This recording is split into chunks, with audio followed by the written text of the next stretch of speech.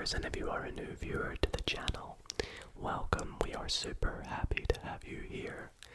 This is ASMR Maths, the channel home to relaxing mathematics. In tonight's video, I thought we would cover a little area of maths in algebra. That is one of my favorite things to talk about due to its just how cool it is and the theory behind it and the applications to it and how useful it can be in algebra and in some cases calculus. And that is a little thing called the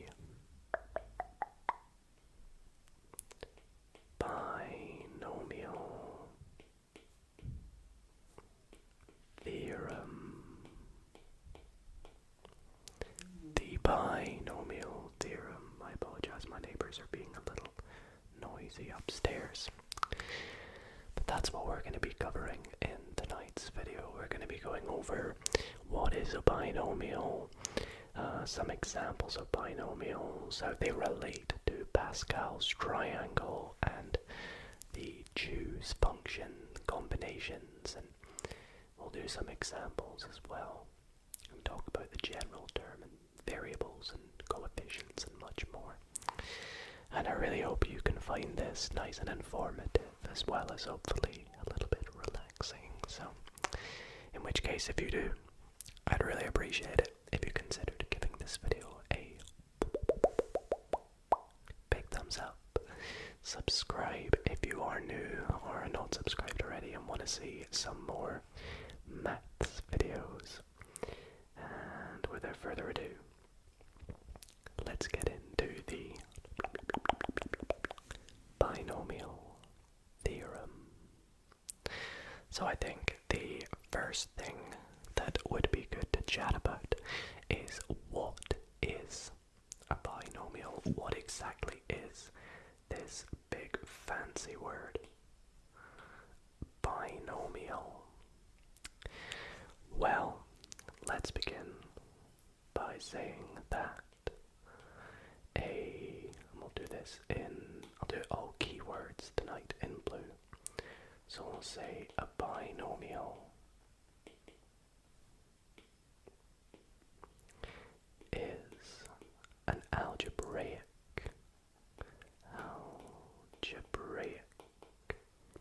expression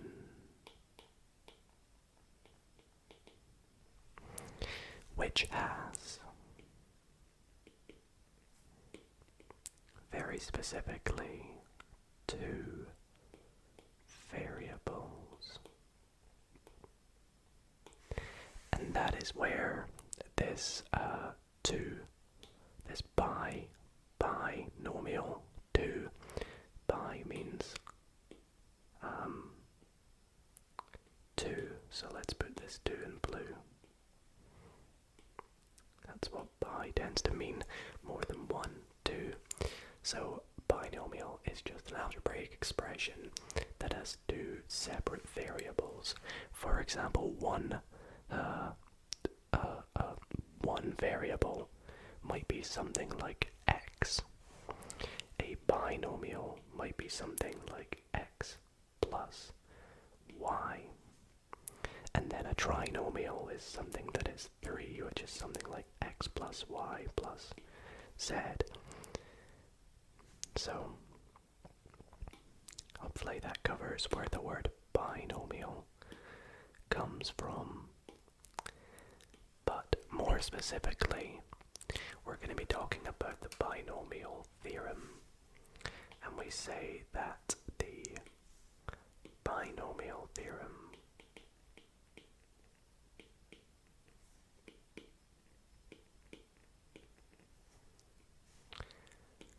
is, or we'll say it allows, I spelled allows wrong. We'll say the binomial theorem allows us to expand expressions of the form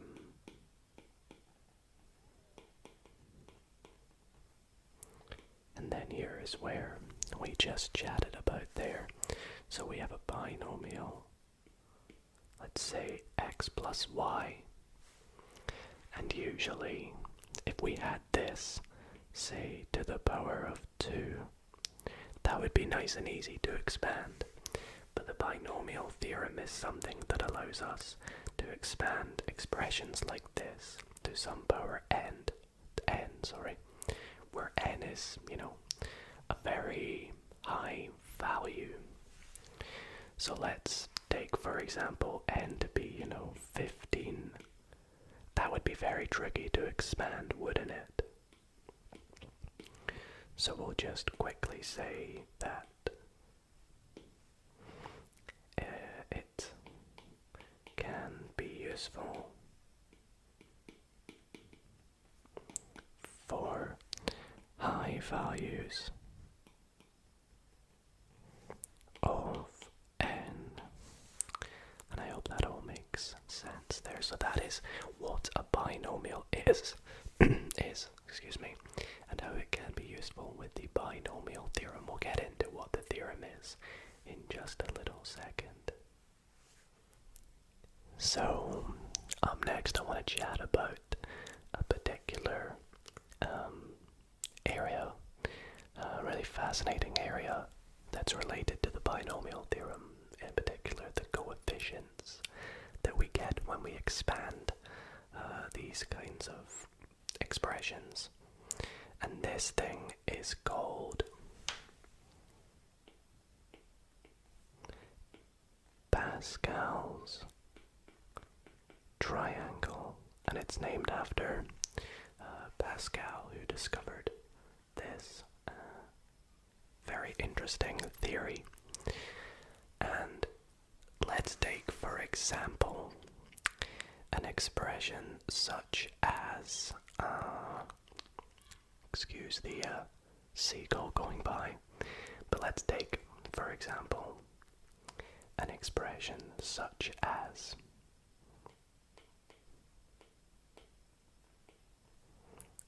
x plus y, very basic again, and we'll raise it to the power 3. So this is just a very low value of n. And when we expand this, well, we can say, to make it easier, it's the same as x plus y times x plus y squared, which is much easier to expand, which we can say is x plus y multiplied by x squared plus 2xy plus y squared. And when we expand this, it gets a little bit more complicated, but we have x cubed plus 2x squared y plus x y squared plus x squared y plus 2x y squared plus y cubed. And if we simplify this, we get x cubed plus 3x squared y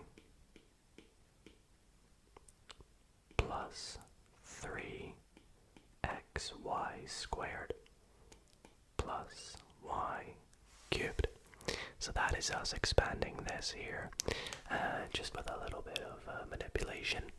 And we can notice a few interesting things about this once we've expanded it. So let's take a look at some interesting things. First thing I'm going to do, so I'm going to erase this 3 and I'm going to do it in blue.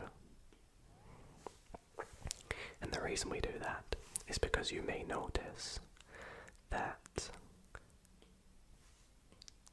the x and y terms go up to a maximum of x cubed and y cubed. They never go above that. So that's one very important thing we notice. The second thing you may notice is in each term amount of powers of each variable, x and y, change. Let's take this one here. You can see x has gone from 3 to the power 3 to the power 2. Then here it's technically gone to the power 1.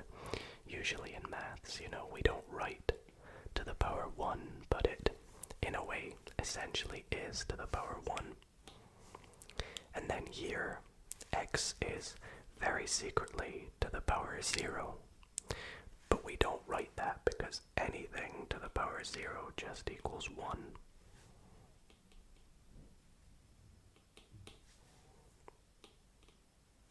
So I'll get rid of that on the end there. And similarly, you'll notice the powers of y do the same, but in the opposite direction. So from right to left, it goes y cubed, y squared, y to the power 1, and then y to the power 0. So it's pretty cool to notice. And very useful to notice that the powers of x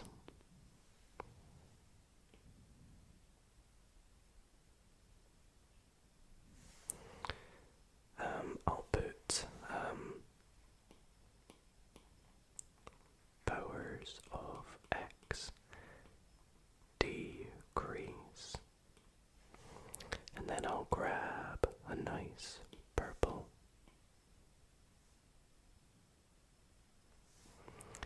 like so, and I'll put, in fact we can do it in the same direction, and we'll put powers of y increase. They basically do the opposite. And then another thing that's very interesting to notice is that the coefficients in this form what is known as Pascal's triangle. The coefficients of each term you can see here go 1 in front of the x. We usually don't do that, just like we do with x to the power. In front of this one we have 3. In front of this one we have 3. And in front of the last one we have 1. And this forms Pascal's triangle. Now what is Pascal's triangle? Well, Pascal's triangle teaches us a number of ways we can choose a number of objects from a number of objects. So for example, let's say we have 5 objects, and we pick 2 things from it. We are choosing 2 items from a total of 5 items. We could pick these 2, we could pick these 2, we could pick these 2, these 2, these 2, these 2. There's so many ways you could do it. Well, Pascal's triangle is a way of helping us do that. And it is given by a little function called let's do it in blue, the choose function. And we'll say that the choose function helps us determine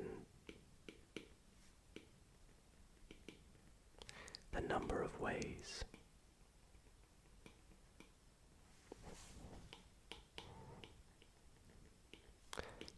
to choose some objects. And this is in sort of different combinations.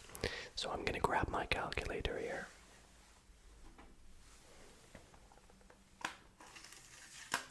To help us out with this next step, because I want to show you a very fancy button on this calculator. And this fancy button is right here above the divide.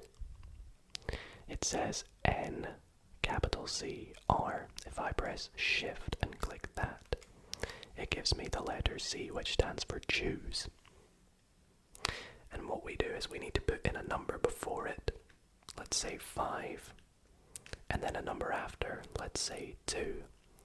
And what this tells us is there are 5 objects, and we want to choose 2 items.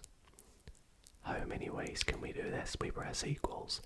There are 10 different ways to do this. Okay, so here is how we write this function. We write it in the form small n, capital C, R. But what does each thing mean? Well, let me label this for us. I'm going to make it a little bit larger. I'll explain what each term means. So, we have N, C, and R. N, in this case, is the total number of objects. C simply means that we're choosing. And R is how many we choose. So for NCR, let's say we had something like 3C2. What this means is how many ways are there for choosing 2 items from 3 total objects. And to help us do this, we use Pascal's triangle. So let's take a look at some small values of n and r. Let's start where n equals 0, let's start where n is 0. There's 0 objects. How many ways are there? We always start from n is 0 and r is 0. So how many ways are there of choosing 0 objects from 0 items? Well, there's only one way because you cannot pick any, so 1. What about where n is equal to 1? Well, let's take a look. Also, I must note that r can only go as high as n. R can never exceed n, because if you have, say, 3 objects for n, let's say r is 4, well, you can't pick 4 items from 3 total items. So where n is 1 object, how many ways are there of choosing 0? 1. And how many ways are there of choosing 1 item? 1. And I'm writing it like this, so I'm doing it like this. Now let's do it for n is equal to 2. How many ways are there of choosing 0? I think you're noticing a pattern. There's only one way. 0 is always going to be 1. How many ways are there of choosing 1 item from 2 total items? Well, you could pick this one or you could pick this one. So it's going to be 2. How many ways are there of choosing, I'm going to do it here. How many ways are there of choosing 2 items? Well, there are 1 ways of choosing 2 items, so 1. Notice that n is the row and r is the number along the row. So how many ways of choosing 1, how many ways of choosing 2, how many ways of choosing 3? Let's do one more here. N equals 3. So how many ways are there of choosing 0? 1.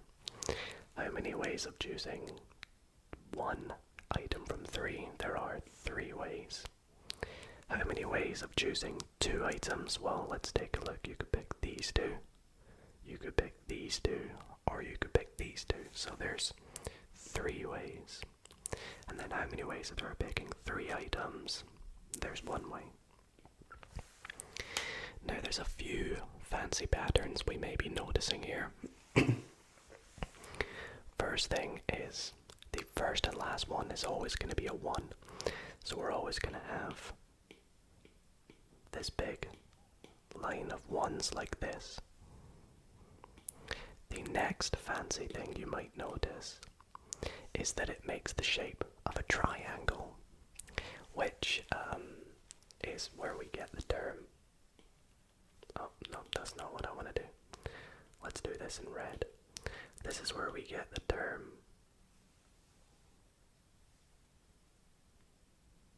Pascal's triangle. Now, of course, this would keep going on and on and on and on, so I really shouldn't stop the triangle there. I should put dot dot dot because it will continue.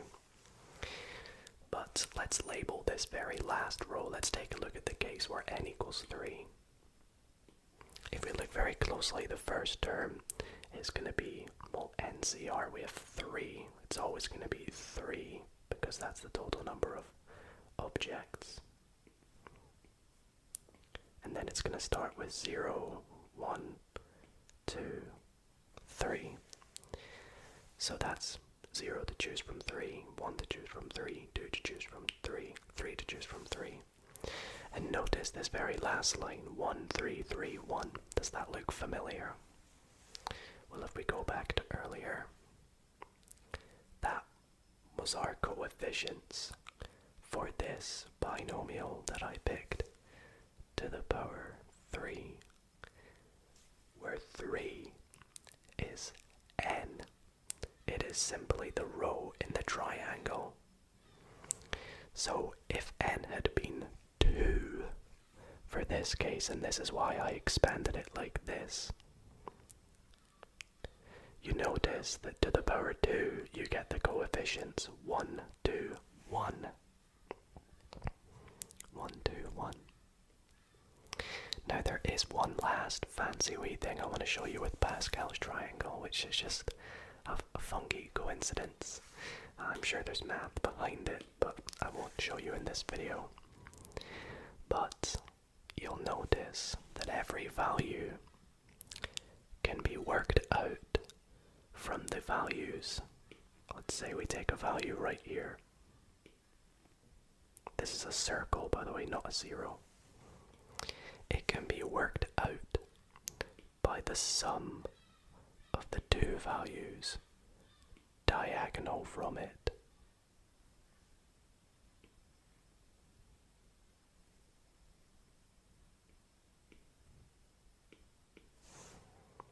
So for example, if we have 1 and a 1 here, the thing diagonal from it on the next row will be a 2, as you can see here. Or we take this 3, we have a 2 and a 1, add them together we get 3. So that's why this will always be a 1, and this will always be a 1 as well. So that's also a funky little thing that we notice. So that's Pascal's triangle, and what is its significance to binomials? Well, it helps us determine the coefficients to the expanded term. Sorry about the seagull in the background. Okay, so let's use Pascal's triangle to help us do a little binomial example. So this is just a very simple example. I'm not going to select a very high value of n. In fact, I'm only going to do it to the power 4. And the example I'm going to select is, let's have the binomial be something like x squared plus 3 all to the power 4. We're going to try and expand this. Okay, well, let's firstly take a look at 4 choose r. So we want to do all values of r from 0, 1, 2, 3, 4. Let's work out what they are. Well, we could do it on our calculator. So let's do 4 choose 0. Well, we know that's going to be 1. Then at 1, we're going to get 4. At 2, we're going to get 6.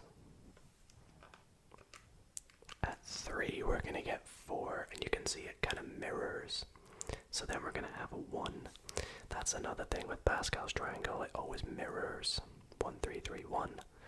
And it always adds an extra number in as it goes, of course, because you're getting an extra n, sorry.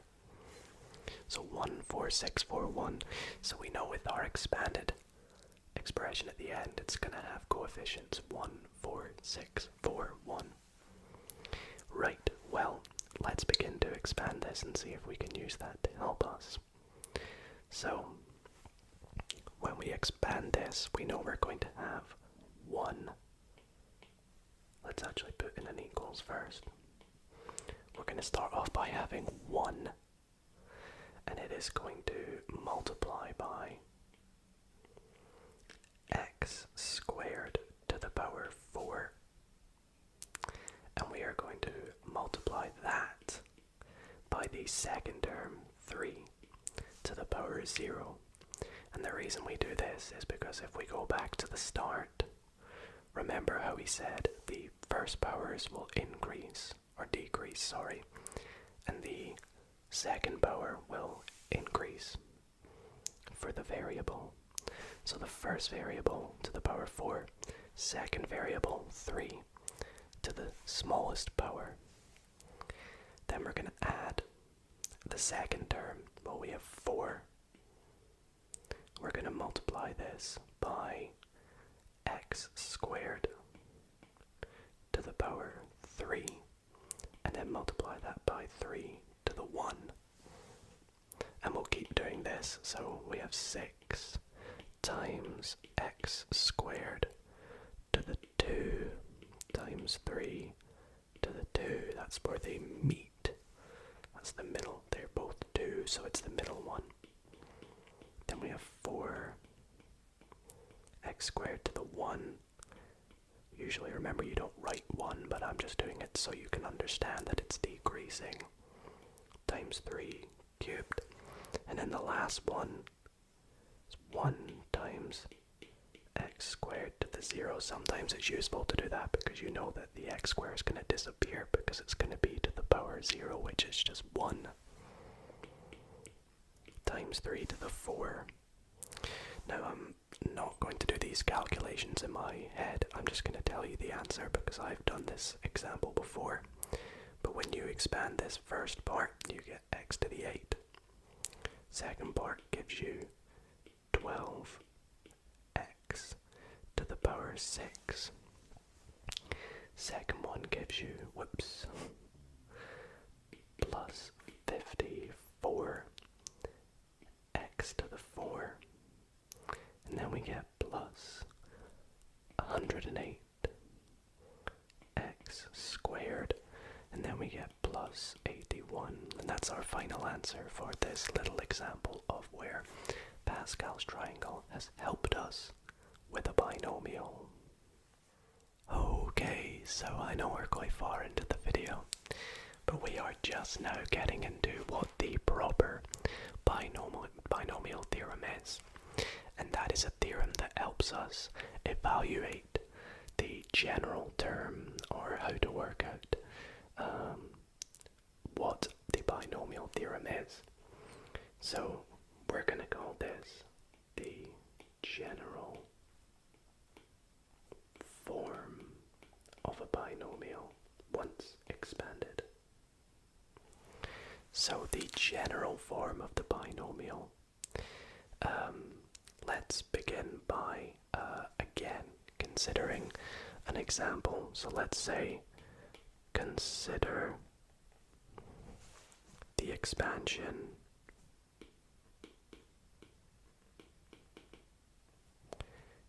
of x plus y to the power 4 this time. So instead of to the power 3, to the power 4.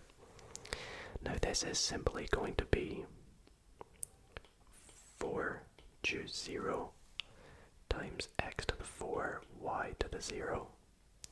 Then we're going to add 4 choose 1, x to the 3, y to the 1. Remember, the powers change each time. 4 to the 2. 4 choose 2, x 2, y 2. plus 4 choose 3 x 1 y 3, then 4 choose 4 x 0 y 4. We're looking at this specifically here because this is going to help us determine what the general form is. We can say from this, so the expansion of some expression, let's say x plus y, some binomial to the power n, is given by, and this is the general form here, x plus y to the power n is equal to, and we do this big symbol here, this just means the sum, so we're adding together.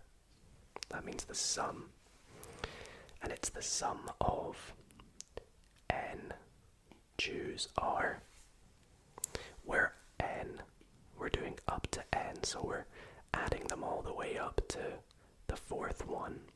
So 4, where r begins at 0, remember? And we're multiplying it by x to the n minus r, y to the r. So why have I got these powers? Well, x is to the n minus r, because let's say in the first term r is 0. We're doing it to x to the n, which is 4, minus 0, which is 4. Y is to the 0 as we have, but if we pick this one here, for example, 4 choose 2, n is 4, r is 2 in this case, so x is going to be to the 4 minus 2, which is 2, and y is going to be just r, which is 2. So that is how we get this here, which we're going to say is called the general form or general term, and it is useful to find. This can help us work out expansions of binomials and also specific terms in a binomial expansion. So for example, if I said to you find the fifth term, or if we take our example, if I said to you find the third term, you would be looking at the case where r is 3, 2 of course, because it begins at 0, 0, 1, 2. And so you're looking at the case where 4 would be equal to n, r would be equal to 2 in this case, because it begins at 0. And then you'd be looking at the third term using that. Okay, so let's take a little bit of an example here. So as we said, we're going to be looking at some specific terms, so we're not going to be looking at a complete expansion because, well, if I was to expand x plus y to the 12, that would take forever. But, well, it wouldn't take forever, it would take a long time to write out. So I specifically want to look at what the third term is. Now this is just a very easy example. So if we take our general form and we know that we're looking at the third term, we are going to say that we are looking at this case here.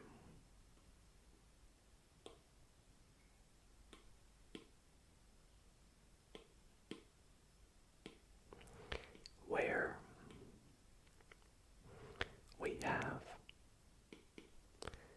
n is equal to 12 and r, because it's the third term, is going to be 2. Remember, it's always one less. So when we do this, we are looking at 12 choose 2 x to the 12 minus 2 y to the 2. So let's find out what that equals. Well, we can use our calculator now. 12 choose 2 is 66. X, 12 minus 2 is just 10. And y squared. So that is just a nice easy example there of how we can use the, excuse me, this bit's of fluff getting on the iPad, how we can work out specific terms in these expansions. But let's take another one here. Let's say we want to work out, here's another example. Let's say find the 7th term in the expansion of, so this time instead of doing x plus y, I'm going to give us something slightly trickier. Let's say 2x plus 3 to the power 9. So this time our n is 9.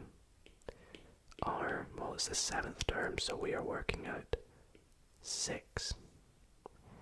So it's going to be 9 choose 6 of 2x to the power 9 minus 6, and then 3 to the power of 6.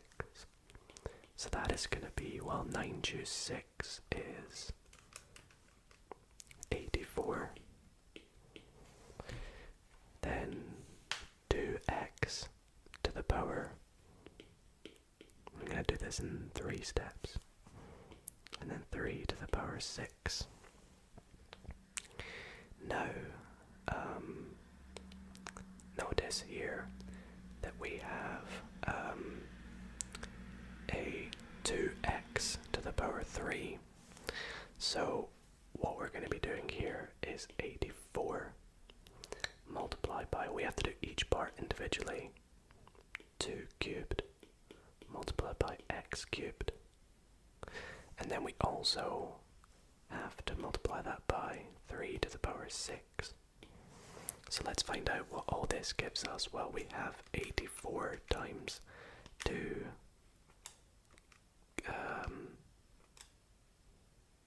cubed times 3 to the power 6, which is a big, long, ugly number. 48988 x cubed. And that gives us the 7th term if we were to expand this all and take our time doing it, but that's just a quick way of doing it. Okay, so to finish off tonight's video, we are going to look at a very tricky example, but we are going to put everything together that we have learned in today's video so far to help us solve this binomial theorem question.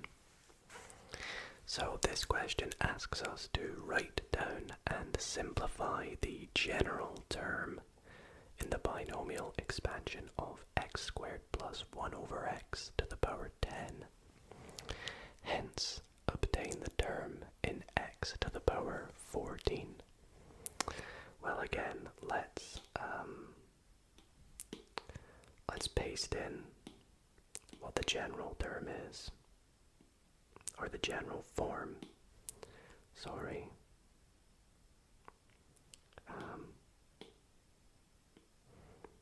And I'll add in the little bit before it.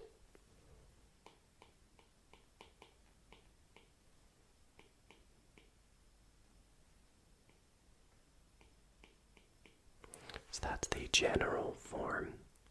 So we want to work out what the general term is for this. So in our case, our general term, where we take this bit, our first bit is this bit, our y is this bit here.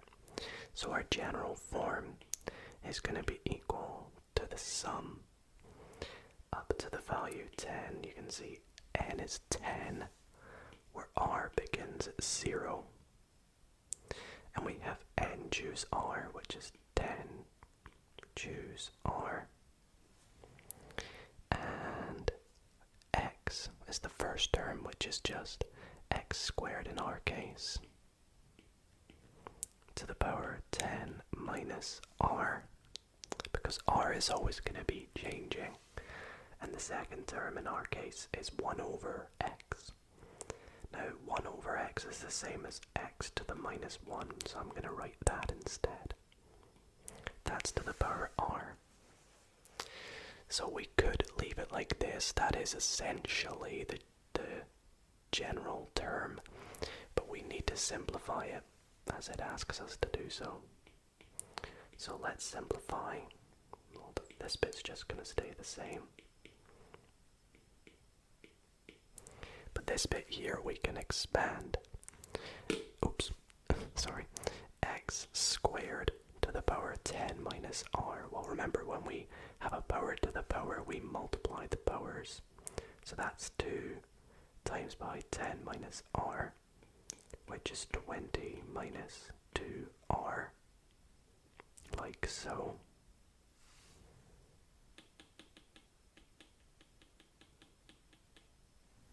So it's actually going to be x to the 20 minus 2r multiplied by x to the minus 1 times r is minus r. And when you have a power to a power multiplied by, or something to the power multiplied by something to the power, where the bases are the same, you just add the powers. So this is up to 10, where r is 0, we have 10, choose r, and we have, so we add the powers, so we're adding negative r. It's going to just become 20 minus 3r, and that is the first part of the question done. So that's everything we've put together so far. And again, we could fully expand this, but that's going to take ages. In particular, one of the instances in the expansion will have the term x to the power 14, and that is what it wants us to work out. It wants us to work out, if we were to expand this, what will the bit with x to the 14 look like? Well, if we take a look at this, we know that n is going to be 10, but we are looking for the case where x is to the power 14. So we know this is where this power here is going to be equal to 14. So we have 20 minus 3r is equal to 14, because that is what's going to give us x to the 14. So when we rearrange this, we get 3r is equal to 6, or r is simply equal to 2. So now we know that we have r is equal to 2, n is equal to 10, and just like we did in the example earlier, we can now put this all together to get, sorry, we don't need the sum anymore. We are doing 10 choose 2 of x. And we know r is 2, so it's 20 minus 3 times 2, which we know is just going to give us 14, which is what we want. So now we have 10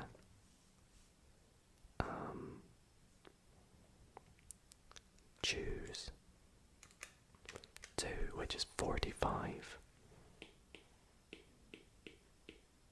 x to the 14, and I'm just going to double check this because I have not proof checked this before doing so. Yep, that is correct. So with everything we've learned together so far, we have managed to do a pretty tricky example to end off tonight's video. So that was kind of like a little crash course into the binomial theorem. There is lots more to it, but I don't want to go over too much in tonight's video. I just thought it would be interesting to look at Pascal's triangle, what a binomial is, and how it can be used to help us expand big expressions. So I really hope you all did enjoy, in which case, if you did, be sure to give this video a big thumbs up. Let me know which areas of maths you're interested in or would like to see me cover in the next video. But other than that, I want to thank you all so very much for watching. Appreciate all the love and support as always. Sleep well, everybody.